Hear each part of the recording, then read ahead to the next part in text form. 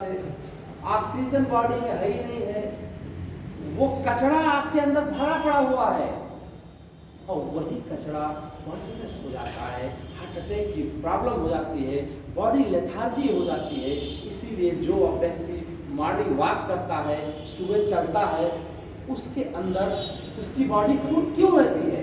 क्योंकि फुर्त इसलिए रहती है क्योंकि प्रत्येक सुबह के वक्त क्या हुआ, ऑक्सीजन खूब मिल रहा है आपको, और ऑक्सीजन प्रत्येक कोशिकाओं के अंदर जा करके जो भी कचरे सेल के अंदर बने हैं सब उनको जला के राख कर देता है, और जब जलाएगा तो क्या बनेगी? ऊर्जा। और यही ऊर्जा से हमें ताकत अब समझिए बात। इसीलिए जिस व्यक्ति ने जीवन में ऑक्सीजन नहीं लिया, समझ लो कुछ नहीं लिया, वही एक काम है, वही चीज आपके हाथ लगती है। आप ऑक्सीजन का इंपॉर्टेंस तो कोविड में लोगों ने जाना, इसीलिए सुबह मॉर्निंग वॉक विद्यार्थी, जो भी विद्यार्थी है, वो अपने जीवन में ऑक्सीजन लेने के लिए मॉर्निंग वॉक करना बहुत जरूरी है, योगा थोड़ा करना जरूरी है, क्योंकि ये सब करने से आपकी सिर्फ ये रिस्पिरेटरी पावर को मजबूत करना। ऑक्सीजन का लेवल जब बढ़ेगा तो आपके अंदर जितने भी कचरे हैं पसीना के रूप में सब है, उनको जला करके ऊर्जा दे देगा।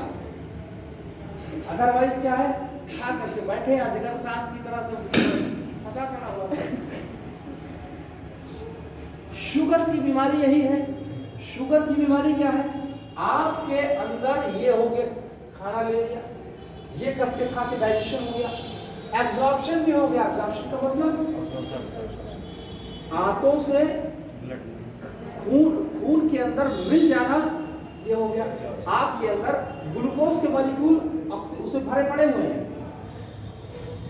ग्लूकोज के मॉलिक्यूल ब्लड के अंदर बहुत मौजूद हैं, लेकिन उस ग्लूकोज के मॉलिक्यूल सेल के अंदर खपत नहीं हो पा रहा है। क्यों नहीं खपत हो पा रहा है? क्योंकि इंसुलिन का मेन फंक्शन होता है कि ग्लूकोज के मॉलिक्यूल को ब्लड से लेकर के कोशिका के अंदर डाल देना। इंसुलिन की कमी हो गई, ब्लड से सेल के अंदर कोई जा ही नहीं पा रहा, तो हुआ क्या? तो हुआ क्या? ब्लड मीठा हो गया। मीठा हो गया मतलब गाढ़ा हो गया। जैसे आपने देखा होगा, चाशनी देखा आपने, रसगुल्ले की चाशनी, तो उसमें क्या है?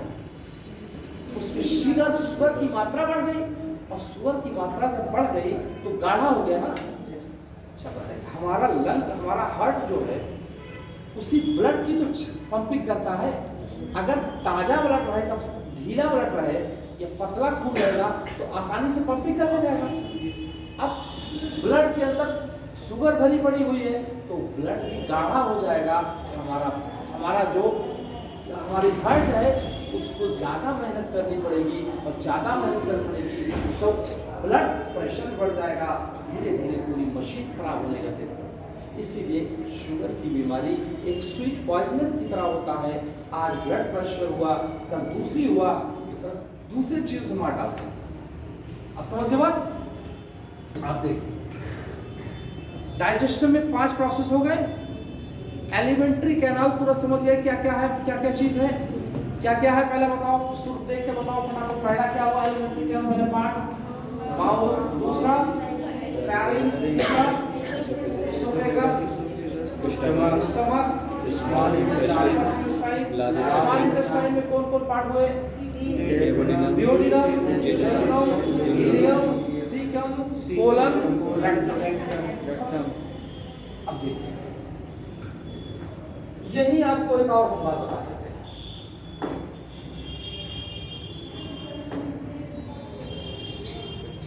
जो खाने का डाइजेशन हुआ, कंप्लीट फूड का डाइजेशन और एब्जॉर्प्शन, यानी उसका डाइजेशन का मतलब डाइजेशन होगा और एब्जॉर्प्शन कहाँ होगा? और जो खाद्य पदार्थों का एलिमेंट्री कैनाल से ब्लड के अंदर एंट्री जो होती है वो इस वाले हिस्से से ही होती है, इलियम पार्ट से। लिख लीजिए, एब्जॉर्प्शन ऑफ फूड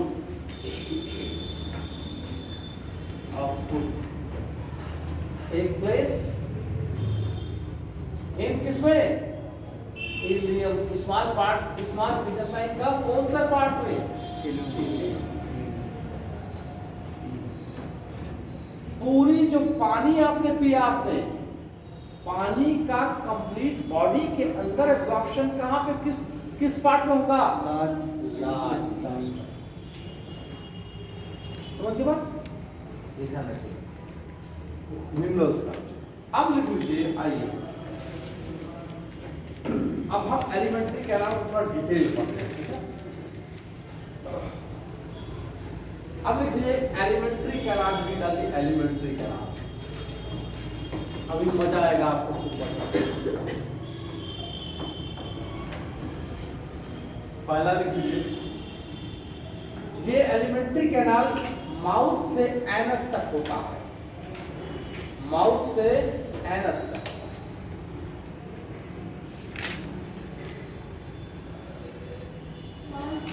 एनस तक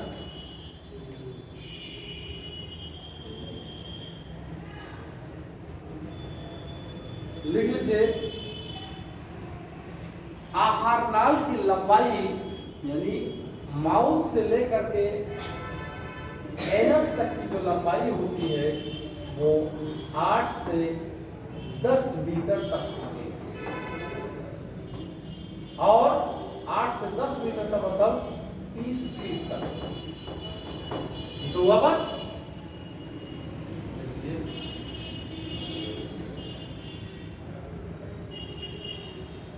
समझिए बात। सवाल एक बार पूछा ये गया है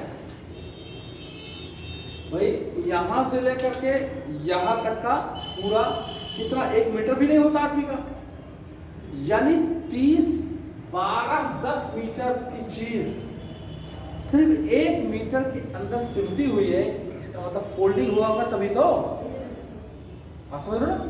अब देखिए, स्मॉल इंटेस्टाइन है और लार्ज। साइज किसका बड़ा होगा, लिख लीजिए स्मॉल इंटेस्टाइन का साइज लार्ज इंटेस्टाइन से बड़ा होता है। पहला पॉइंट सवाल पूछा गया है, आदमी हवा आगे मार दिया तो लार्ज, तो उसमें कमीशन ऐसे नंबर दे देगा, ठीक है। अब लिखिए है पोषण, पोषण, पोषण,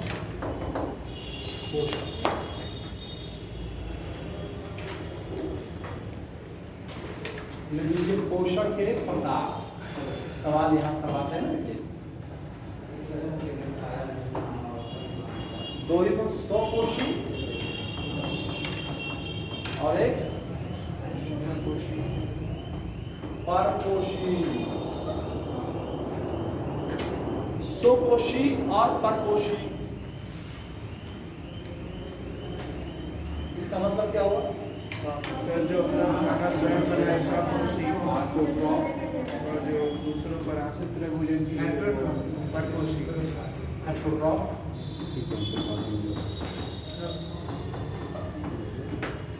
ठीक है। अब देखो मेरी बात, इसमें मोस्टली क्या आएंगे, जो अपना खाना खुद बना लेते हैं वो स्वपोषी होते हैं। अगर खुद सोचो, अगर जीवधारी भी स्वपोषी होता तो इस दुनिया में जितनी भी समस्या है, बहुत सारी समस्या खत्म हो जाती, क्योंकि सारा जीवन का संघर्ष पेट के लिए। जब हम लोग खुद बना लेते हैं, काहे वाला कहते हैं चलो ठीक है नौकरी लगे न ले, क्या करना, ठीक है। अब लिख लीजिए परपोषी में, लिख लीजिए परपोषी, परपोषी।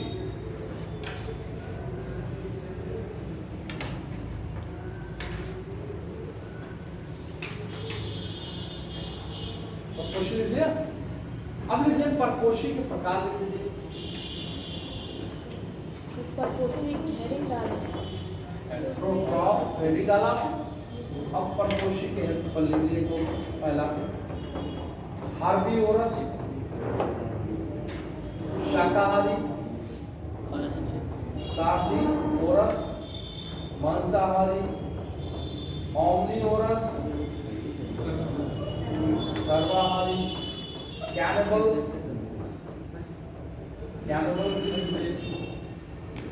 लिख लीजिए, कैप्रोफेज।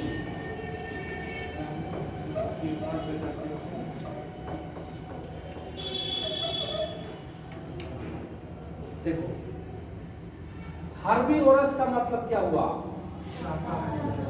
शाकाहारी। क्या अपना खाना बना पाएंगे? तो इसको क्या लिखोगे? हर्बीवोरस में क्या लिखोगे? वो सब जो पेड़ पौधे यानी जो मांस को छोड़ के हर्बीवोरस है। आप लोग सब क्या हो? हर्बी। देखिए कोई कहे कि देखो हम नॉन वेजिटेरियन नहीं, अब वो वेजिटेरियन है कंप्लीट, तो वेजिटेरियन अगर कंप्लीट आप वेजिटेरियन हो तब तो कह सकते हो भाई हर्बीवोरस है ना। भाई कहते नहीं हम भाई मांस नहीं खाते हैं, तो तब क्या हो? तब भी आप शाकाहारी नहीं हो। सुनो मेरी बात, शाकाहारी का मतलब होता है जो सिर्फ फूल पत्ते। नहीं सुनिए, शाकाहारी का मतलब होता है कि जान चली जाए लेकिन मांस। अगर आपकी जान चली जाए, किसी जा रही हो, तो मनुष्य तो खा लेगा ना, क्योंकि हिरण जो है उसकी जान चली जाए लेकिन मीट नहीं खाएगा। गाय क्या है? उसकी जान चली जाए लेकिन वो मीट नहीं खाएगा, क्योंकि वो साइकोलॉजिकली उसके बैरियर नहीं कर सकता। वो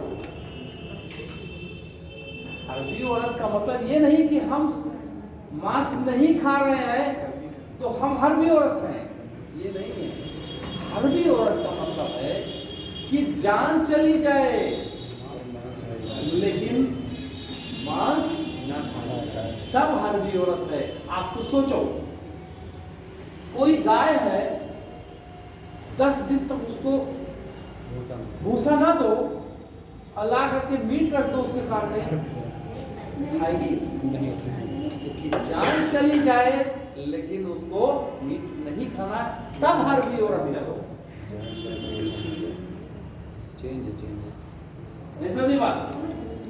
है? क्योंकि हम बायोलॉजी पढ़ रहे हैं ना, उसके हिसाब से पढ़ना है। देख लीजिए, मनुष्य जो नहीं खाते हैं वो भी कार्निवोरस, वो तो नेचर हैबिट उसका है नहीं खाने का, बाकी नेचर थोड़ी है उसका, वो है उसके अंदर एबिलिटी है, उसके सारे एंजाइम मौजूद है। गाय भैंस 10 दिन भूसा न दिया जाए और उसके सामने पूरा मुर्गा 2-4 किलो रख दिया जाए, चेहरा नहीं करेगी, क्योंकि उसके अंदर बाई नेचर है वो। हर्बीवोरस का मतलब लिख लीजिए, जान चली जाए लेकिन मांस नहीं खाएगी। ये लिख लीजिए इस तरह, उसमें लिख लीजिए, बहुत सारे लिख लो, गाय भैंस ये सब लिख लीजिए, कोई दिक्कत नहीं। कार्निवोरस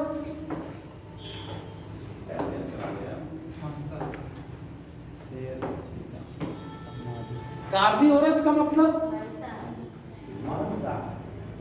मांसाहारी का मतलब क्या? कि जान चली जाए लेकिन घास नहीं खाना, तब है। ऐसा नहीं, शेर जैसे है, शेर को 4 दिन 5 दिन तक मीट न दिया जाए और घास वास पैरा वाला रख दिया जाए, भूसा उसा, क्या खाएगा? तो आपको कार्निवोरस की डेफिनेशन ये नहीं लिखनी है, आपको लिखना है जान चली जाए लेकिन वो घास नहीं खाएगा। तो लिख लीजिए इसमें शेर और चीता। कुत्ता दोनों है, रोटी देती हो तो खाता नहीं है, यही तो आपको अभी करना है। कुत्ता रोटी किसका प्रोडक्ट है? तो रोटी खाता है और हड्डी भी खाता है, चावल भी खा लेता है, भूखा रहता है। लेकिन शेर अगर उसको मांस नहीं मिला तो नहीं खा सकता, चाहे वो मर जाए, जिंदगी खत्म हो जाए। तो आपको साइंटिफिक तरीके से करना ना। लिख लीजिए, जान चली जाए लेकिन घास नहीं खाएगा। लिख दे, लायन टाइगर। ऑम्निवोरस का लिख लीजिए, ऑम्निवोरस का मतलब सर्वाहारी। सर्वाहारी में लिख लीजिए, सबसे बेस्ट एग्जाम्पल सर्वाहारी की क्या है? मनुष्य। आगे लिखिए, कुत्ता, बिल्ली, मंकी, गिलहरी। पूछा जाता है छोटे छोटे पीसेस ले, ये तो आदमी का फिर जरूरत नहीं पड़ेगा। तो लिख लीजिए, कुत्ता है, बंदर है, बिल्ली है, गिलहरी है। बंदर नहीं खाते हैं ना? बंदर खा लेता है। बंदर उसे आप है ना, बंदर सीधे हम लोग के सीधे पूर्वज है, कोई दिक्कत नहीं।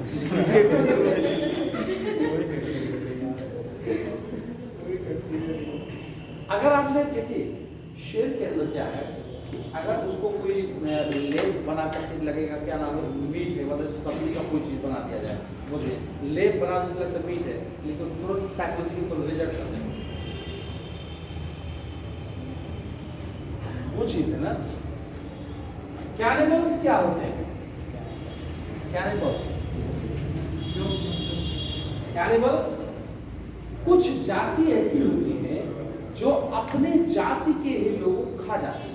जैसे बहुत सारी प्रजातियां कंट्री में हैं, या बहुत सारी प्रजातियां ऐसी होती हैं जब उनके बुजुर्ग जो होते हैं बूढ़े हो जाते हैं तो उनको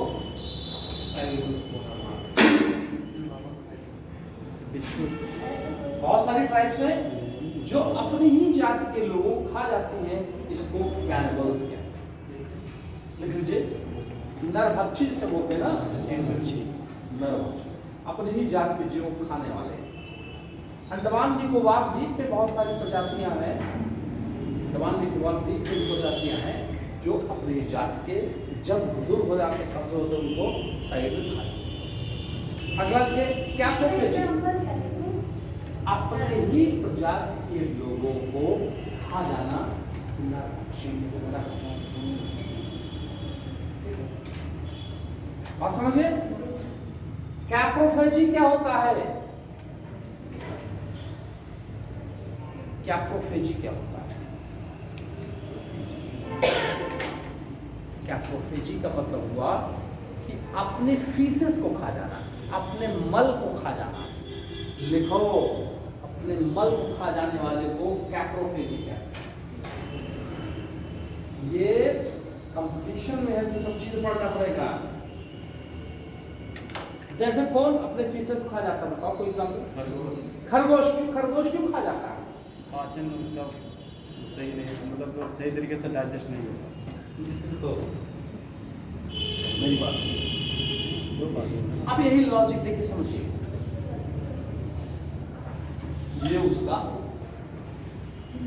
स्मॉल इंटेस्टाइन है, दो बार में होता है ना उसका पाचन। इंटेस्टाइन ये लार्ज, ठीक। खरगोश में डाइजेशन यहाँ हो जाता है, यहाँ होता है डाइजेशन लार्ज में हो। तो आपने अभी क्या पढ़ा? खाने का डाइजेशन और एब्जॉर्प्शन कहाँ होता है?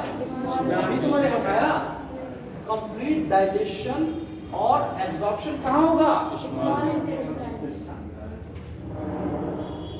यहां पर इनका डाइजेशन हुआ, तो अब खाना रिवर्स तो जाएगा नहीं। ध्यान दीजिएगा, एक बात बताना चाहिए, हमेशा उल्टी जो होती है, उल्टी वो स्टमक से ही होगी। उल्टी सदैव स्टमक से होगी। यानी अगर कोई चीज आपकी उल्टी हो रही है तो स्टमक पे है तो भी होगी बाहर। अगर स्टमक के नीचे आ गई तो उल्टी तो नहीं होगी, ध्यान रखिएगा। यानी खाद्य पदार्थ यहाँ से तो रिवर्स हो जाएगा स्टमक से, लेकिन इंटेस्टाइन से रिवर्स नहीं होगा, ध्यान रखिएगा। आप समझ गए? खाना अगर नीचे पेट के नीचे आ गया तो सदैव आगे की तरफ बढ़ेगा, पीछे की तरफ नहीं जाएगा। ये शुक्र बनाओ, नहीं तो अगर पीछे की तरफ खाना जा सकता तो यहीं पर तो सब लैट्रिन बनती है, और चूंकि इंटेस्टाइन से खाना सदैव आगे की तरफ बढ़ेगा तो उल्टी की बजाय कभी इधर से अगर चला जाता तब क्या होता? तो चूड़ा लेके रगड़ो तो 2-4 महीने करने वाले, उसकी बात नहीं चाहते। लेकिन हमेशा ध्यान रखिएगा, खाना उल्टी जो होगी किसी भी व्यक्ति के, वो सदैव स्टमक से ही होगी। स्टमक के नीचे खाद अगर आ गया, स्टमक से खाना नीचे उतर गया तो उतरा हुआ खाना फिर वापस नहीं जाएगा, ध्यान रखिएगा। ये बता, बहुत शुक्रिया बनाओ। अब देखिए, खरगोश का इंटेस्टाइन यहाँ हुआ तो खाद्य पदार्थ का डाइजेशन और एब्जॉर्प्शन कहाँ होगा? एब्जॉर्प्शन कहाँ होगा? एब्जॉर्प्शन तो यहाँ होगा, और हुआ डाइजेशन का यहाँ।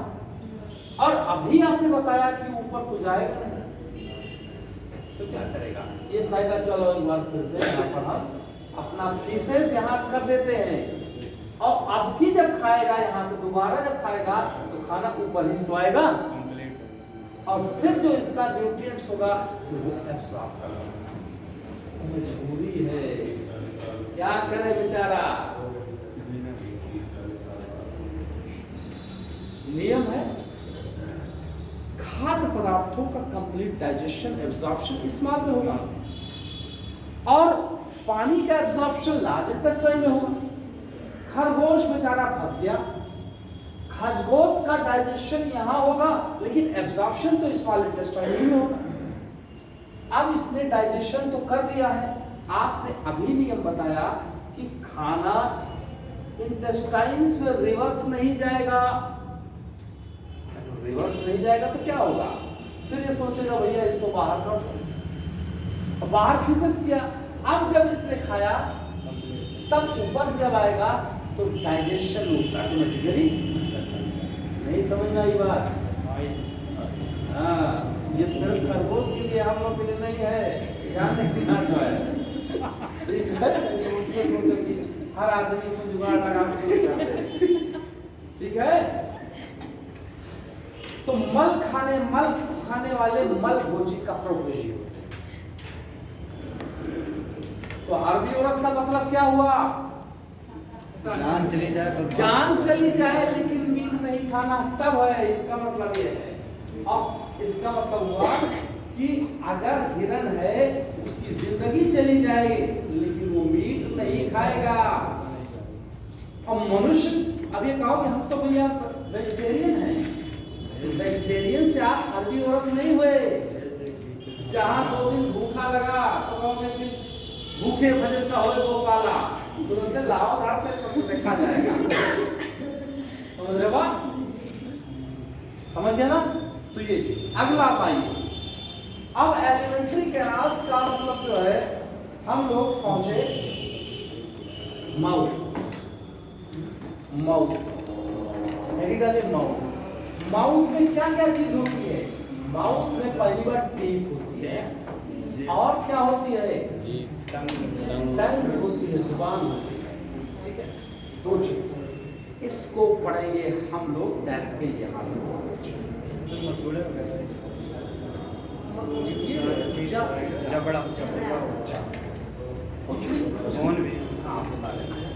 तो हेडिंग डालिए, माउथ में 2 पार्ट में लिखे, पहला लिखिए टीथ,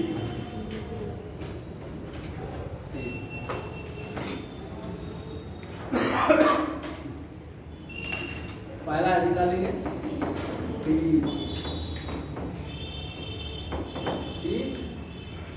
मनुष्य में डाई पायोगामी, मतलब है जीवन काल में, मनुष्य के जीवन काल में दांत 2 बार होते हैं, ऐसे को डाइफाइनाइट है। दांत 2 बार होता है ना। अब दांत में लिखिए 2, एक मिल्क टीथ,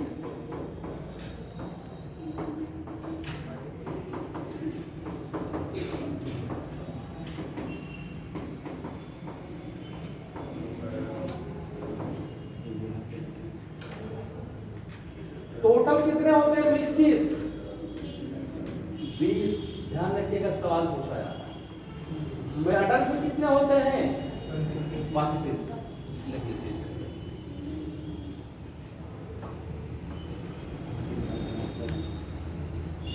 लिख लीजिए, दूध के दांत यानी मिल्क टीथ 12 से 13 साल तक रखता है, और ये परमानेंट, अडल्ट का मतलब परमानेंट।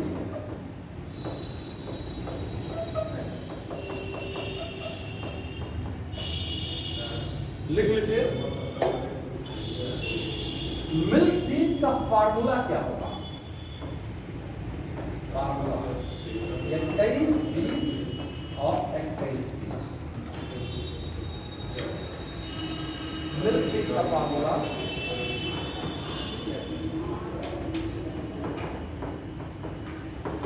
21, 20 और 21, 20। यही तो हुआ। आप ही समझेंगे। हाँ सर, हो जाएगा। 2, 1, 3, 2, 5। देखो मेरी बात, 5, 2, 10, ऊपर वाला जो है वो ऊपरी जबड़े का है, ऊपरी जबड़े, 26, 21 हो गए। और नीचे वाला नीचे जबड़े का। ध्यान रखना। और ये जो ये दांत का जो जबड़ा दिखाता, आधा दिखाता है, तो मनुष्य का जबड़ा ऐसे इतना ही बड़ा है, मान लिया इतना बड़ा, तो आधे हिस्से को क्यों दिखाता है? देखो, 2, 1, 3, 2, 5 ही तो हुआ, तो आधे में 5 हुआ और आधे में अपने आप 5 हुआ। क्योंकि आधे को जो बताया जाता है, तो आधा ये हो गया, आधा ये हो गया, और नीचे वाले का भी क्या दिखा रहा है? 2, 1, 3 और 2, 5। तो 5 ये हुआ, 5 ये हुआ, तो 5, 5, 10, 15, 5, 20। कितने दांत थे मनुष्य के? समझे बात? मिल्क टीथ कितना है? फार्मूला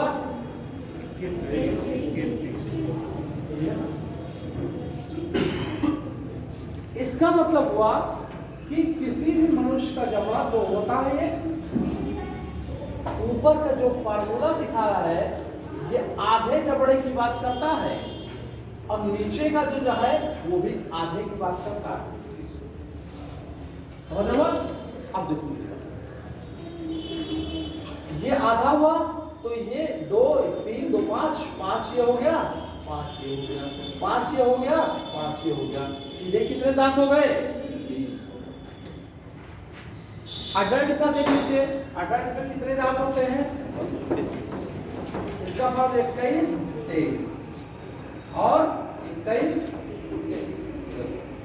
आधा ये जबड़ा पूरा है, आधा जबड़ा का ये बताने का, ऊपर का आधा जबड़े का फार्मूला है ये 2, 1, 3, 3, 2, 5, 2, 3, 8 ये, 8 ये और 8 ये और 8 ये, 2, 1, 3, 3, 2, 5, 5, 3, 8।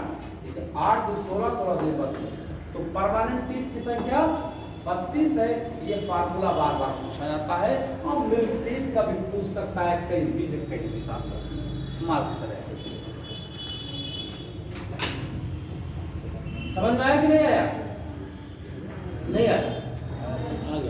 अब कभी नहीं भूलना है, जब भी कोई दांत का फार्मूला किसी चीज का दे, तो जो ऊपर जो भी है वो ऊपरी ऊपरी जबड़े का आधा ही दांत रखे रहेगा और नीचे जबड़े का जो रहेगा आधे जबड़े का रहेगा। अब समझ आए? नहीं आई? आई सर। मजा आया? अब कभी प्रणाम करिएगा, बोलिएगा क्या नाम, अगला लिखो, लिख लीजिए।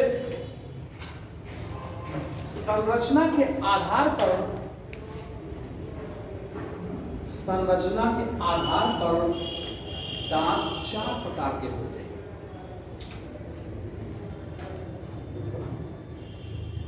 आधा,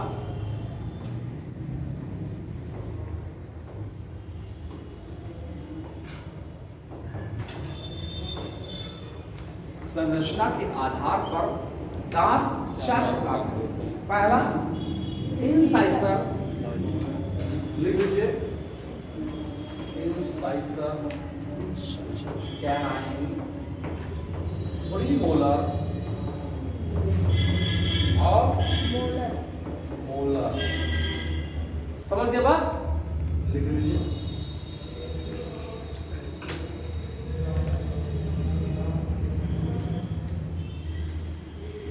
लिख लीजिए, सामने हंसने पर जो दांत दिखाई देता है वो इंसाइसर होता है।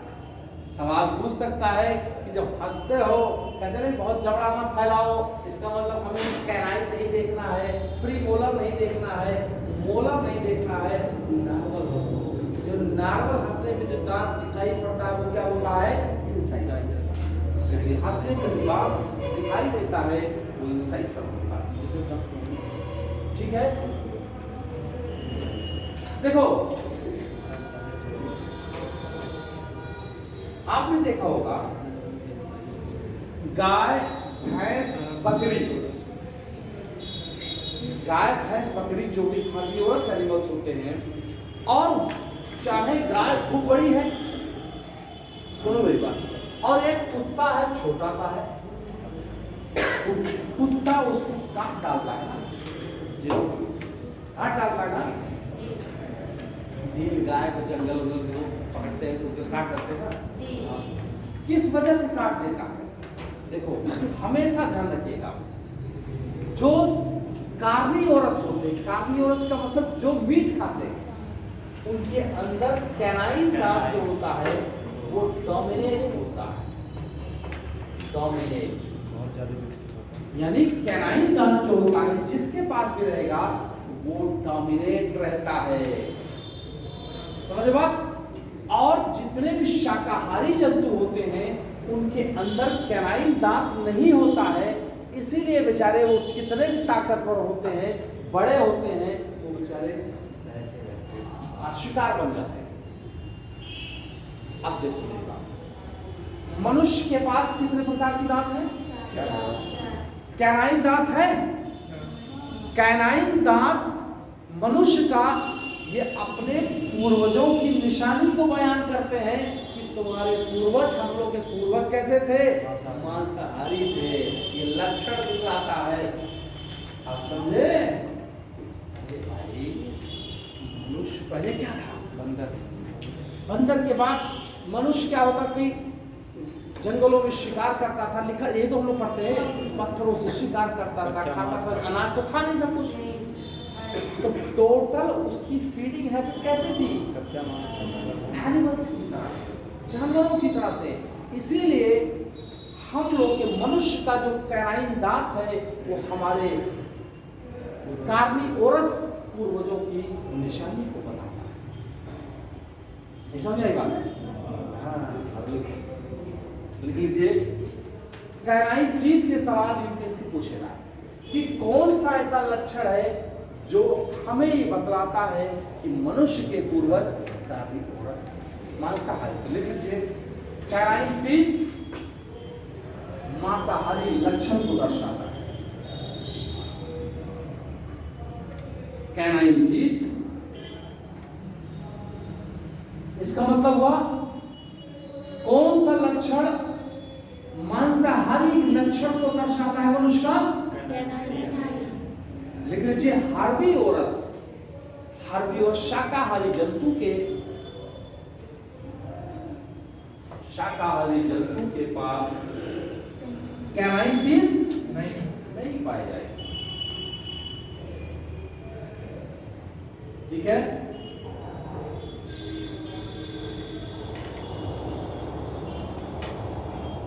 लिख लीजिए मोलर टीथ का, मोलर सबसे मोलर है ना, प्री मोलर के बाद मोलर है। मोलर टीथ में सबसे लास्ट में जो दांत होता है, देखिए मोलर टीथ पे जो सबसे लास्ट में दांत होता है उसे विजडम टूथ कहते हैं, अकल दाढ़ कहते हैं, अकल दाढ़। ये सब प्री मोलर में मोलर मोलर का मोलर, देखो मैंने कहा कि मोलर, देखिए पहले कौन सा दांत सामने आएगा?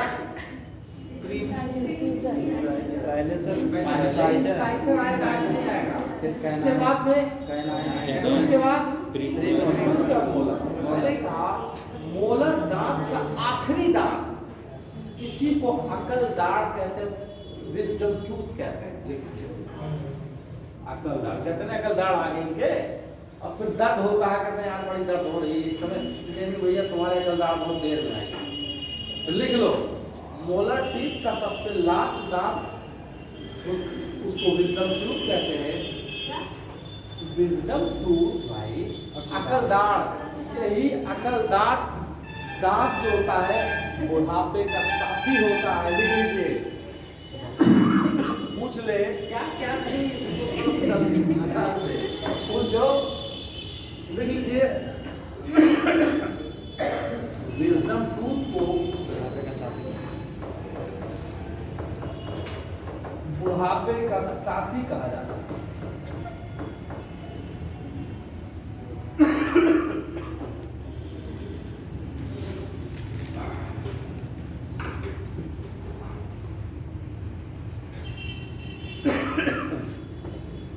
ठीक है, हमेशा ध्यान दीजिएगा, सवाल एक बार पूछा जाता है, हाथी का जो दांत होते हैं, हाथी के दांत जो होते हैं वो कौन से दांत का रूपांतरित रूप है? सवाल पूछा गया है। लिख लीजिए इंसाइजर का है यार, आगे ही तो लिख रहा था, कैनाइन होता तो शेर को फाड़ डालता, फिर वो जो हाथी जो है, जो हाथी का दांत होता है वो इंसाइजर का रूपांतरित रूप होता है। वो पूछा गया है सवाल। अभी हमने बताया था कि जो सांप, जहरीले सांप होते हैं, जो फैंग्स होते हैं, दांत जो दांत सांप के जो दांत होते हैं जिससे काटता है, वो किस दांत का रूपांतरित रूप हो, कल बताया था, ईसाई के इंसाइजर। ठीक है, सांप की जहर ग्रंथि जो होती है, जिसमें जहर होता है, कौन सी? स्लेवरी ग्लैंड का मॉडिफिकेशन है। स्लेवरी ग्लैंड का मतलब क्या होता है? कौन सी लाख ग्रंथि का मॉडिफिकेशन होता बताए हैं? पैरोटिड्स यार, पैरोटिड्स। उसको भी सारे सवाल आएंगे यार, उसको बिल्कुल बाहर ना जाएगा। ध्यान दीजिएगा, जहां से दांत निकलता है, जहां से दांत निकलता है, जैसे ये है, एक कैविटी होती है जिसको बोलते हैं पल्प कैविटी। जब मनुष्य के अंदर या सबके अंदर पल्प कैविटी एक उम्र के बाद बंद हो जाती है। जब पल्प कैविटी बंद हो जाएगी तो दांत को फिर ग्रोथ रुक जाती है। समझ रहे हो? जिस जीवों के अंदर पल्प कैविटी खुली रहती है उसके दांत लगातार ग्रोथ करते रहते हैं। तो चूहे के अंदर दांत लगातार बढ़ते रहते हैं, इसीलिए बेचारा चूहा अपने दांत को बराबर साइज बैलेंस रखने के लिए कुछ ना कुछ उतरता रहता है कि उससे घर्षण कर करके वो पूरे अपनी साइज को करता है। तो कहते हो भैया चूहा बहुत बदमाश है, पूरा काट डाला, तो कपड़ा काट डाला, पूरा ये काट डाला, किताब काट डाली, कागज काट डाला।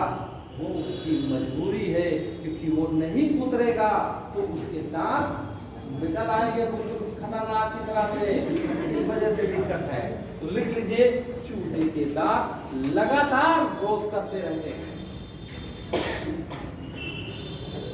और चूहा अपने दांत को बैलेंस करने के लिए लगातार घर्षण करके बैलेंस करता है। और चूंकि अगर दांत ऐसे रगड़ेगा तो क्या होता है कि दिक्कत होगी, दर्द होगा, तो बीच में कुछ फंसा लेता है, चाहे कागज ले ले चाहे कपड़ा, तो उसी से आराम से चुथाता रहता है। वो खाता होता नहीं है, सोचो कि वो हमारा कपड़ा खा गया। इसीलिए जो भी कपड़ा उतरता है, कागज उतरता है, उसके सारे एलिमेंट मिलते हैं कि नहीं मिलते हैं? तो बेचारा के मुझे सोचे खाने आया है, वो अपने दांत को मंजन करने आया है। ठीक है, दूसरी बात ध्यान रखिएगा, जैसे दांत है, दांत के ऊपर सबसे हार्डेस्ट पार्ट जो होता है वो क्या होता है? इनेमल। अच्छा ये बताइए, दांत लिविंग्स है कि नॉन लिविंग्स? पहली बात तो यही पूछा गया। लिविंग्स कैसे लिविंग है? क्या है? नॉन लिविंग है, ये बता रही है। आप क्या बताएंगे, इनके साथ जाएगी, इनके साथ जाएगी? किसी के साथ नहीं जाए। दांत यार लिविंग है कि नॉन लिविंग है? लिविंग है सर। कैसे प्रूव करोगे? सब बढ़ता रहता है, ग्रोथ उसमें होता है। नीचे की तरफ, नीचे की तरफ ग्रोथ हो रहा है, ऊपर की तरफ सेंसेशन अपने आप से प्रूफ करता है कि दांत लिविंग है। क्योंकि अभी आपने क्या किया, चाय कस के गरम गरम पिया, अब तुरंत ठंडा पानी मार दीजिएगा, दांत तो भैया दांत तो हिल गया यार। क्या का मतलब सेंसेशन ने पूरा किया, वो सेंसेशन अपने आप में प्रूव करता है कि दांत जो होता है एक लिविंग। उसके बाद दूसरी बात होता क्या है, ये जो इनेमल्स है, इनेमल्स, कुछ लोग क्या करते हैं, पुरुष लेते हैं खूब बड़ा, और जब गाय भैंस का जैसे पुरुष होता है उसके अब कैसे पूरा खच्चर न कर दे जब तक जबड़ा बड़ा जो है, तो उनको सोचते अब बढ़िया साफ दांत हुआ। याद रखिएगा, बहुत ज्यादा जो है करने से आपका जो टीथ ऑफ एनिमल्स जो उसके ऊपर चमक वाली संरचना वो घिस कर खराब हो जाती है, और घिस के जब खराब हो जाएगी तो सेंसेशन में डायरेक्टली तेज होगा। आप कहते भैया पानी लग रहा है, मुझे दांत पे पानी लग रहा है। पानी लगने का मतलब है आपका एनिमल्स जो है घिस गया है, और घिस जब जाएगा तो उसी के ऊपर हम लोग क्या लगाते हैं, कैप। समझ के बाद तो ध्यान रखिएगा, जब भी ब्रश करिए, ब्रश जो होता है सबसे बेस्ट ब्रश कौन सा होता है? दातून होता है। दातून इसलिए सबसे बेस्ट होता है कि दातून जो होता है उसके अंदर फंगीसाइड होता है, उसके अंदर बैक्टीरियोसाइड्स, बैक्टीरिया को मारने के लिए क्षमता होती है, इसके क्या होते हैं। और दातून का नेचर कैसा होता है? बेस होता है। दातून बेस। क्यों? जो भी कड़वी चीज होगी, जो भी खट्टी चीज होगी, एसिड। मैंने बताया कि हमेशा हमने एक बार बताया था कि अमूमन ही माना जाता है कि जो दांत के खराब होने का कारण क्या है, हमारा पेट खराब हो, एसिडिटी होती है। तो एसिडिटी जो होती है वो डायरेक्टली रिवर्स फॉर्म में जाकर के हमारे दांतों को कमजोर कर देगा। ठीक है, अब क्या हुआ, दातून से माजोगे तो दातून जो होता है वो कैसा नेचर होता है? बेसिक नेचर होता है। एसिड और बेस को न्यूट्रलाइज करके बफरजीन बना देता है। और दातून जो है ये हर्बिसाइड, चलिए जो दातून माजने वाले लोग होते हैं, दातून से जो करने वाले लोग होते हैं, उनका दांत देखना चमकता है, लेकिन जो कर पाते हैं रियल वो इसलिए कि उसके जो ऊपर के हिस्से को धीरे धीरे उसके दांत को हल्का कर रहा है, हल्का था, क्योंकि यहाँ पे है सबका डेली दांत दर्द हो रहा है, सबका हिल रहा है, तो वो सोचते हैं, लेते हो ब्रुश लेते हैं, वही गाय भैंस वाला जितना वो जो ब्रुश रहता है उसे लगवा के मारते हैं, तो उससे दो चीज होगी, ब्लीडिंग हो रही है, और टीथ ऑफ इनेमल्स जो होता है, इनेमल्स इसके खराब होता है। ठीक है, तो ध्यान रखिएगा दातून जो है, और जब भी ब्रश लीजिए बहुत ही सॉफ्ट ब्रश लीजिए, 100 रुपये वाला लीजिए, 20 रुपये वाला ना लीजिए, बिल्कुल तीर की तरह से मार दे जवाब दांत उखाड़ दे पूरा जो है। किसी का कुछ लोगों का दांत वात इतना सब नोकीला, उसकी कई कई गुफाएं होती हैं, कई उसके अंदर होता नहीं है। अरे भाई पता लगा दांत के अंदर थोड़ा उसमें स्पेस बन गया है, उसमें कई कई दरियाएं बह रही होती है, गुफा होती है, उसी में गया अगर ब्रुश चला गया अंदर, दांत उखाड़ के निकलेगा। इसलिए बहुत महीन, बहुत अच्छा ब्रश लीजिए और हल्का कर, बहुत धीरे आप बता सकते। अब जो कस के रगड़ता है पूरा, तो समझ लो इनेमल खराब होगा, इनेमल खराब होगा तो आपका सेंसेशन फिर कैपिंग लगाएगा। समझ गए? तो डॉक्टर वाला मसला ये आगे लीजिए। दूसरी बात, जब भी कोई भी व्यक्ति जब गाय भैंस जब जाता है लेने के लिए, तो क्या देखता है गाय भैंस? दांत ऐसे डालता है अंदर, और उसको दांत देखने के लिए होता क्या है, हमेशा कोई बुजुर्ग आदमी बनता जाता है, ऐसे अंदर डाला, अगर उसके दो ही दांत है, दो ही दांत का बछड़ा है, इसका मतलब जिसके दांत ज्यादा रहेंगे उसकी एज क्या है, ज्यादा है, और पशु को जो लिया जाता है अपनी इकोनॉमिक बेनिफिट लिया जाता है। ठीक है, अब ध्यान रखना इसमें जो है, और इकोनॉमिक बेनिफिट दूध देगा। अब पता लगा कि वो जो है वो उसके भाई हर पशु का एक जीवन काल है, 20 साल है, 15 साल है, तो 15 साल वाले ले आए हो, 18 में उसकी मौत है। अब क्या करोगे? तो आप क्या करोगे? समस्या आ जाएगी ना। इसीलिए इसके दांत दांत से रिलेटेड इतने सा सवाल है, मुझे समझा? आगे बढ़िए, अब लिख लीजिए। अब क्या लिखा है? प्रीमोलर्स, वो लिख लीजिए, सॉरी वो लिख लीजिए। चलो अब लिख लीजिए, ये भी पॉइंट लिखिए, enamel is the hardest part of the body. पूछा जाता है दांत का इनेमल शरीर का सबसे कठोरतम पदार्थ है। दांत के ऊपर जो होता है कैप, जो नेचुरल लगा हुआ है, नेचुरली, उसको बोलते हैं इनेमल्स। अब जो ब्रुश जो है कैसा लेना है? बहुत ही मुलायम लेना है, नीम का दातून का इस्तेमाल करना है।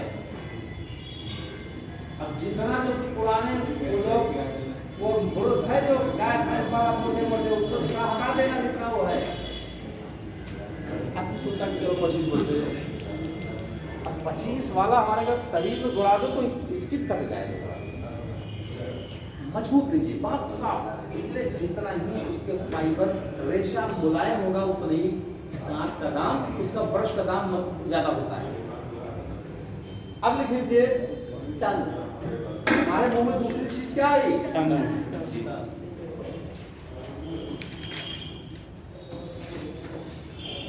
टंग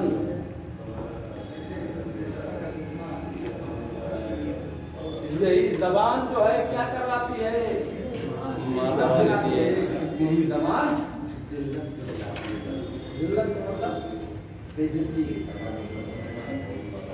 भाई यही कारण है, बहुत कुछ करवा देती है।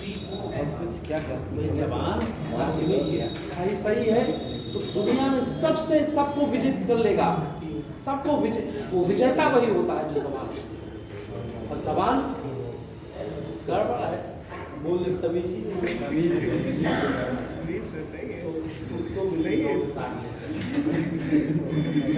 भाई उसका भी जाता है ना, उसको पुरस्कार देंगे। तो लिखिए सवाल, सबसे पहले सवाल ये आता है कि जैसे ये मनुष्य है, इसका जम्मू ये है मूर्धन दांत। दांत का जबान की पोजीशन जुड़ने की दो प्रकार की होती है। एक तो जबान किसी की पीछे से जुड़ी होती है किसी जीव की, और किसी से आगे की होती है। तो सवाल पूछा है, मनुष्य की जो जुबान होती है, टंग्स होती है, पीछे से जुड़ी होती है कि आगे से? पीछे से। क्योंकि अपना दिगार में देख लो जैसे गिरगिट है,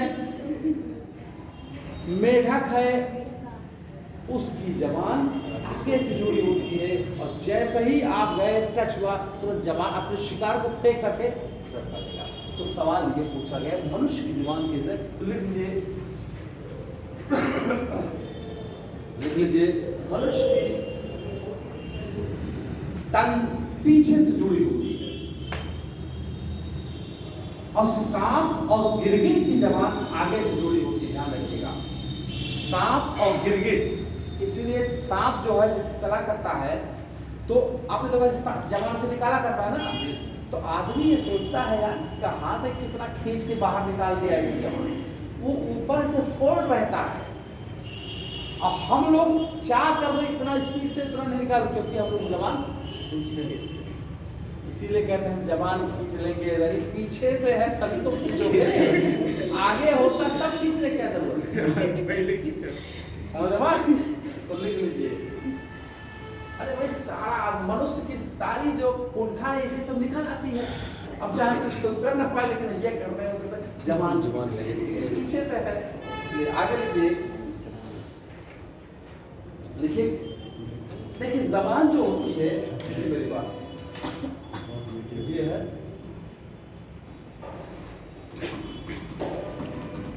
ये लिम्फाइड टिश्यूज होते हैं, लिम्फाइड टिश्यूज। और लिम्फाइड टिश्यूज जो होते हैं इसी को कभी देखिए हमेशा जबान पीछे से जुड़ी होती है, और किससे जुड़ी होती है? लिम्फाइड टिश्यू से जुड़ी होती है।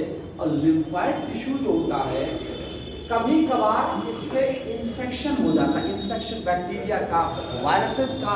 जब इन्फेक्शन जो हो जाता है तो कहते हैं भैया बाप इधर से दर्द हो रहा है, पानी नहीं घूट मिल रहा है, क्योंकि ये जब इन्फेक्शन होता है तो फूल जाता है। अब फूल जब जाता है तो इसमें तकलीफ होती है, पानी को पीने में, खाना खाने में तकलीफ होती है, और हमें दर्द होता है। तो कभी भी इसी कंडीशन को क्या बोलते हैं? ठीक है, लिख लीजिए। क्या लिखा आपने? कभी टॉन्सिल में, यानी लिम्फाइड को टिश्यू लिम्फाइड्स है, और ये टॉन्सिल है। लिम्फाइड का मतलब है ये WBC का फॉर्मेशन करता है। लिम्फ का मतलब हुआ लिम्फोसाइट। WBC कितने प्रकार के होते हैं? Lymphocyte, monocyte, eosinophil. कहाँ पढ़े तो? 4 प्रकार से। WBC कितने नाम सुना है कि नहीं सुना? वो यही तो नाम नहीं सुना, क्या नाम है वो नहीं। ये मैं पूछ रहा हूँ WBC कितने प्रकार के होते हैं? 5 प्रकार के। थोड़ा सा खाटा बना लो। ब्लड में प्लाज्मा और कार्पसल। कार्पसल कितने प्रकार की होंगी? RBC, WBC, प्लेटलेट्स और ब्लड प्लेटलेट्स। ये तो हुआ। अब देखिए ये जो लाल रक्त की कणिकाएं हम लोग WBC क्या करेगी? हमारी इम्यूनिटी पावर को मजबूत करेगी। WBC 5 प्रकार के होते हैं, 2 प्रकार के नहीं होते, ध्यान रखिएगा। एक होती है न्यूट्रोफिल, इस्नोफिल, बायसोफिल, लिम्फोसाइट और लास्ट में मोनोसाइट। 4-5 प्रकार के होते हैं, ठीक है। तो मैं ये कह रहा था ये जो जबान के पीछे जो लगी होती है ये लिम्फाइड टिश्यूज है। लिम्फाइड टिश्यूज का मतलब ये WBC का फॉर्मेशन, और इसी को टॉन्सिल नाम दिया जाता है। कहते हैं भैया टॉन्सिल में दर्द हो रहा है, दर्द इसलिए हो रहा है टॉन्सिल में कि बैक्टीरिया का, वायरस का इन्फेक्शन हो गया है, तब आप उसकी वजह से पानी पीने में दिक्कत हो रही है, खाना खाने में, तो गर्म पानी में गरारा करो, ये करो, उसको ही चीज करेंगे। Neutrophil, स्नोफिल, basophil, lymphocyte, monocyte, 2 perfect points और लिख लीजिए जो बार बार पूछा जाता है।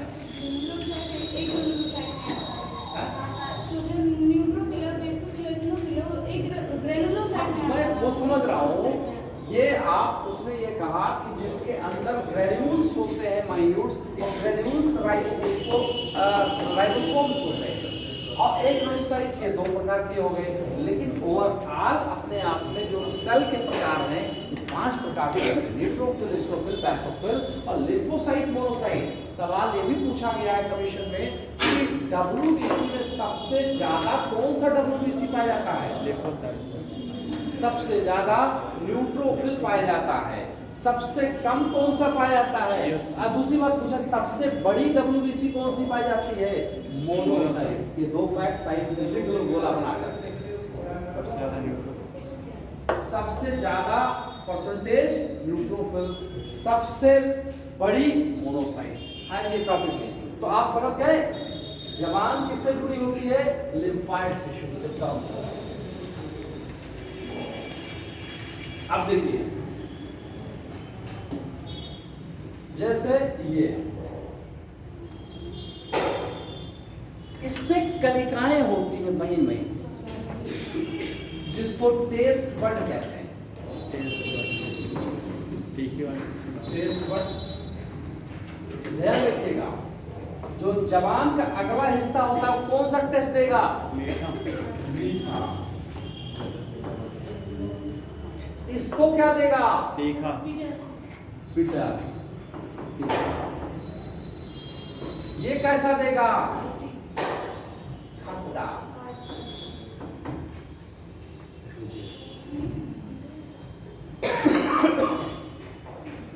इसको साइड में चटपटा कहते हैं, खट्टा मीठा चटपटा, और पीछे कड़वा होगा।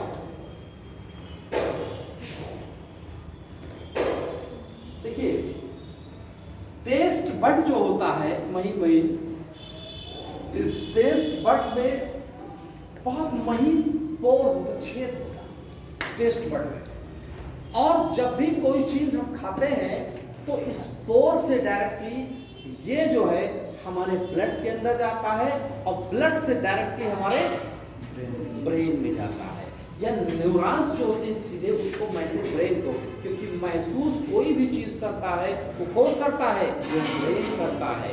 किसी को देखता कौन है? ब्रेन देखता है। आंखें एक संवेदी अंग है।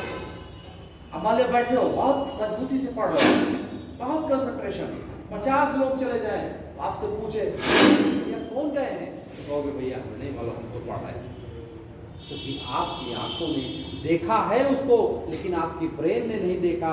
तो देखने का काम, इमेज का फॉर्मेशन, वो सब ब्रेन में होता है। हमारी आंखें संवेदी अंग है केवल, इसीलिए कहा जाता है कि अगर मनुष्य अपनी संवेदना पर कंट्रोल कर ले, अपनी इंद्रियों पर कंट्रोल कर ले, सारी बुराई खत्म हो जाएगी। हमारी इंद्रियां क्या हैं? हमारी इंद्रियां सेंसेशन, हमारे इंद्रियां टेस्ट, हमारे कान है। ये कहने का मतलब है अगर आँख पे आपकी अपनी नज़रों पे कंट्रोल कर लीजिए, आपकी इंद्रियां टूट जाएंगी, आपकी इंद्रियां की इच्छाएं कम हो जाएंगी बहुत ज़्यादा। चलो ठीक है, इंद्रियों पर कंट्रोल करना, इसीलिए हर चीज़ पे ध्यान दिया गया है। ठीक है, अब देखिए इसके बोर्ड से आता है। अब लिख लीजिए, क्या लिखा आपने? देखिए उम्र के साथ लिख लीजिए, एज के हिसाब से, एज के बढ़ने से टेस्ट बड का नंबर कम होता चला जाता है। जैसे आपने देखा होगा कि एज के बढ़ने से टेस्ट बड का नंबर कम हो जाता है। ठीक है, जैसे आपने देखा होगा कि दादा वादा को या बुजुर्ग आदमी को आपने दही दिया, भैया उसको तो खट्टा लगता ही नहीं, पता नहीं कैसे खट्टा नहीं है, खट्टा लगता ही नहीं है, पता नहीं क्या दे दिए वो। मीठा तुम लोग करो, मीठा हमको लग ही नहीं रहा। मीठा खट्टा इसलिए नहीं लग रहा है क्योंकि उनकी एज बढ़ गई है, और एज बढ़ जाने से टेस्ट बड की नंबर घट जाते हैं, इसलिए जो ओरिजिनल टेस्ट है वो उनको टेस्ट नहीं आ पाता। जैसे हम लोग देखो, जब यंग रहता है तो कहते भैया यही खाना बचपन में बड़ा अच्छा लगता था, यही तो सब कहते थे पहले, बचपन कहते बचपनिया में भैया बड़ा अच्छा लगता था खाना। बचपन में इसलिए अच्छा लगता था कि टेस्ट बड का नंबर आपका ज्यादा था। अब ओल्ड जैसे हो रहे हैं, 50 के ऊपर हो रहे, 60 के ऊपर है, टेस्ट बड कम हो जाता है, और टेस्ट बड के नंबर कम हो जाने से व्यक्ति को कोई टेस्ट अच्छा ही नहीं लगता। कहते भैया किस तरह से तेरा दही कुछ खट्टा ही नहीं है, जबकि है खट्टा, टेस्ट बड ही नहीं। लिख लीजिए क्या लिखा आपने, एज के बढ़ने से टेस्ट बड का नंबर कम। आप लिखिए उबला, उबला, उबला, उबला, उबला क्या है ये? इसको नॉर्मल भाषा में हम लोग क्या कहते हैं, कौवा, कौवा बढ़ गया कहते, अरे लड़का है, ध्यान रखिएगा, ये कौवा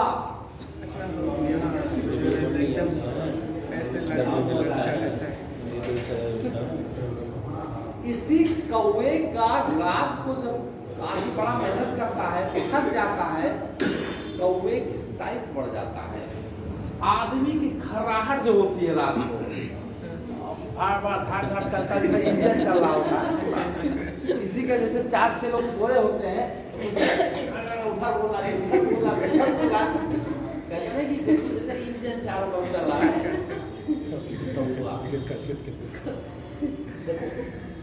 जब हम सांस लेते हैं तो इंस्पिरेशन अंदर लिया और बाहर भी तो निकालते हैं, ऐसा थोड़ी डायरेक्शन पूरा लेते चले जा रहे हैं।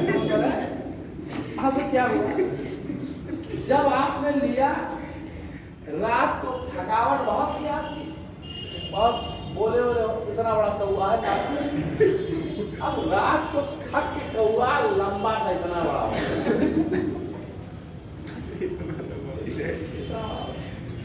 सांस लिया चला गया, कोई दिक्कत नहीं, लेकिन सांस जब बाहर आता है तब ये फाड़ फाड़ फाड़ फाड़ फाड़ बोलता है। समझ गए? हमेशा ध्यान रखिएगा, जो डेवलप्ड कंट्रीज होते हैं वो मैरिज के पहले इसकी चेकिंग करवा लेते हैं पार्टनर। देखो है छोटा है कि बड़ा है, अगर बड़ा है ऑपरेशन कराओ पहले।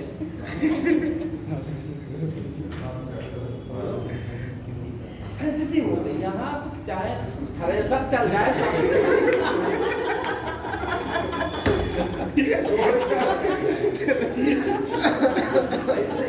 चल रहा होता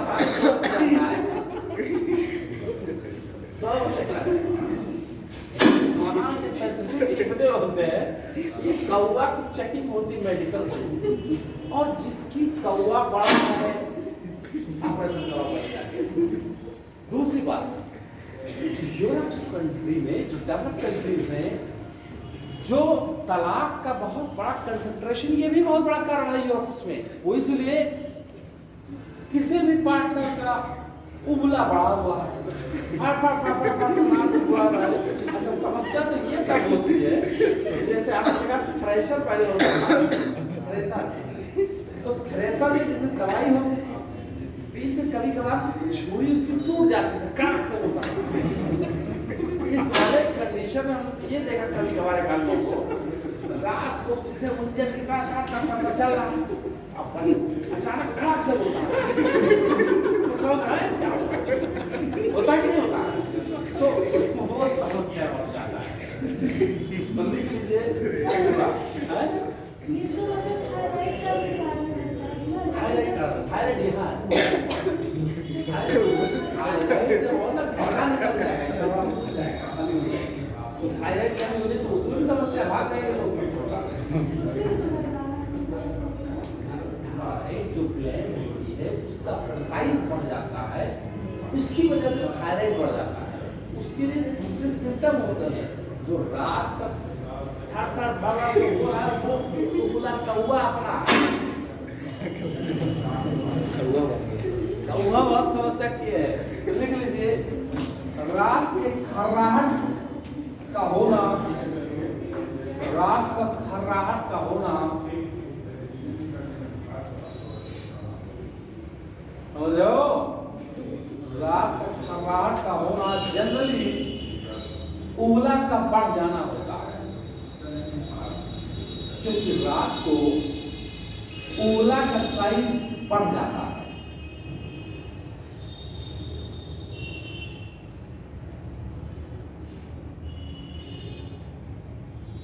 फायरिंग्स, अब देखिए, अब समझ के बाद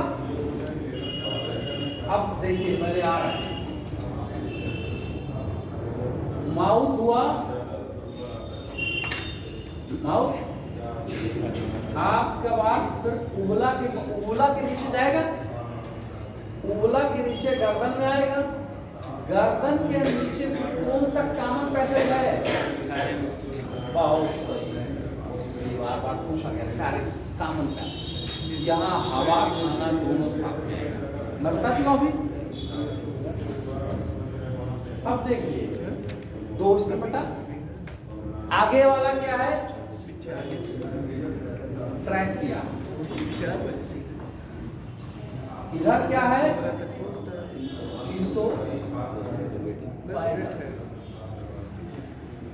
देखो गर्दन में ही तो हवा जा रही है, गर्दन में ही खाना जा रहा है। ध्यान देखिए, जब ये इसोफेगस है जिससे खाना आ रहा है और इससे क्या है? हवा। बात समझिएगा, जो ये ट्रैकिया है इस पर एक वाल्व होता है, ढके रहता है, इस वाल्व को कहते हैं एपिग्लॉटिस। एपिग्लॉटिस, जब हम खाना खा रहे होते हैं तो इस ट्रैकिया को एक ढक्कन होती ढक देती है कि भाई खाना जा रहा है, नहीं तो खाना इसमें आ सकता है, सांस लेने वाले में, और सांस वाले में आ जाएगा तो कहीं जान हो जाएगा, जिंदगी जान हो जाएगी, सांस फिर वहीं से अंदर नहीं जाएगा। इसीलिए क्या हुआ, यहाँ पर नेचर ने क्या किया, एक नली लगा दी जिसका नाम एपिग्लॉटिस होता है।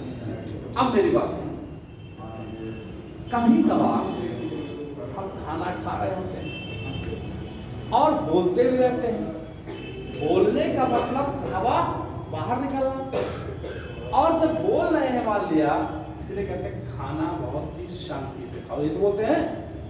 कभी कभार हुआ क्या, खाना खा रहे हैं, ये आप बोलते वक्त एपिग्लॉटिस उलट गए और उलट करके यहां आ गई, तो ये रास्ता खाली होगा कि नहीं खाली होगा? होगा क्या, खाना रास्ता बदल करके सीधे ट्रैकिया में आता है, और जैसे ही ट्रैकिया में आता है तुरंत ट्रैकिया तुरंत ब्रेन को मैसेज देगा, बहुत खतरनाक सिचुएशन हो गई है, तो ब्रेन क्या करेगा, तुरंत मैसेज बोलेगा डायाफ्राम। डायाफ्राम जो है ये पूरी गुहा को दो भाग बांटती है, ये डायाफ्राम शरीर के अंदर जितनी भी गैस है, हवा है, उसको बड़ी तेजी से सक करके और स्पीड से हवा को बाहर निकालती है, क्योंकि बाहर निकालेगी तभी तो खाना बाहर निकलेगा, अदरवाइज जम जाएगा, और जम जाएगा तो आदमी की खत्म हो जाएगी। लेकिन जब हवा निकलती है तो पूरा फव्वारे की तरह खाना सबका पूरा बना चालू खा रहे, और जब आप कुछ कहते छिछली आ गई। अब बड़ी स्पीड से जब आई खाना, तो वो खाना क्या हुआ, फव्वारे की तरह से सबको पूरी तरह से क्या करेगा, एंजाइम के साथ फूड के टुकड़े को अलग दे दिया, आप लीजिए।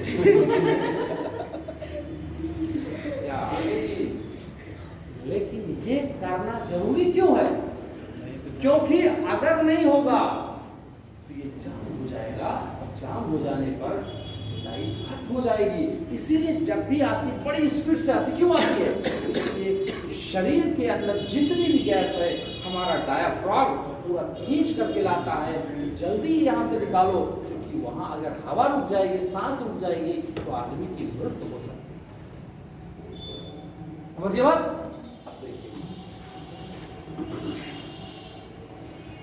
ये क्या है? एपिग्लॉटिस, और ये ट्रैकिया है, ये इसोफेगस है। जब आप खाना खा रहे बोल रहे हो, तो सांस का अंदर आना और जाना ही तो रिस्पिरेशन हुआ। अचानक कभी कभार ट्रैकिया पलट करके यहां पे आ गई, तो इसको तो बंद कर दिया। अब खाना जो, क्योंकि ऊपर क्या, ऊपर कौन सा पोर्शन है? फायरिंग कार्बन पैसेज है ना, खाना इधर आ गया। जैसे ही इसमें आया, तुरंत ब्रेन मैसेज भेजेगा। ब्रेन किसको मैसेज भेजेगा?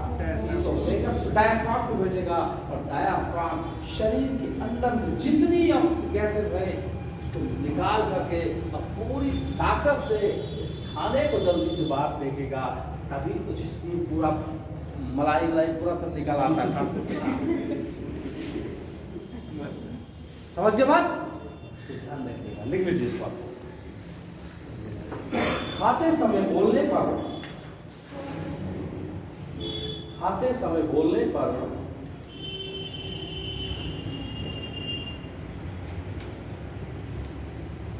एपिग्लॉटिस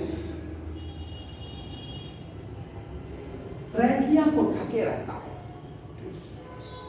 ट्रैकिया को ढके रहता है। यदि कोई व्यक्ति बोलता है तो कभी कभी ट्रैकिया पलट कर, यदि कोई व्यक्ति बोलता है तो कभी कभी ट्रैकिया एपिग्लॉटिस पलट कर ट्रैकिया से इसोफेगस को ढक लेती है। कभी बोलने पर एपिग्लॉटिस ट्रैकिया से हट करके इसोफेगस को ढक लेता है। ठीक है, जिससे खाना इसोफेगस में ना जाकर के ट्रैकिया में चला जाता है। तब मस्तिष्क को तुरंत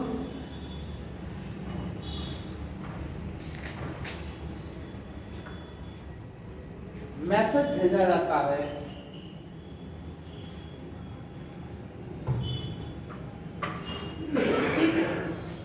जिससे ब्रेन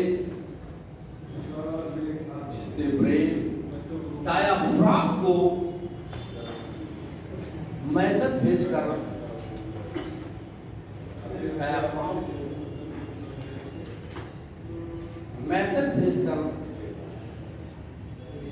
एक्सपैंड कर देता है, एक्सपैंड कर फैला देता है। किसको फैला देता है? डायाफ्राम को।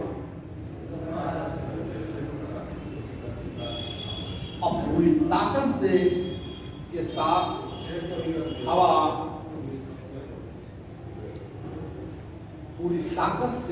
साथ हवा, ट्रैकिया से बाहर आ जाता है, जिसे छींक कहते हैं।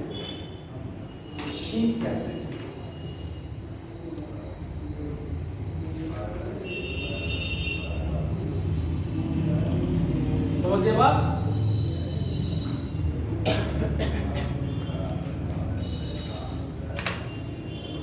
कुछ क्या करना? कितना टाइम हो गया? 47। तो इसका मतलब है 4 घंटा। तो 3 घंटे 2 लेक्चर हो गए।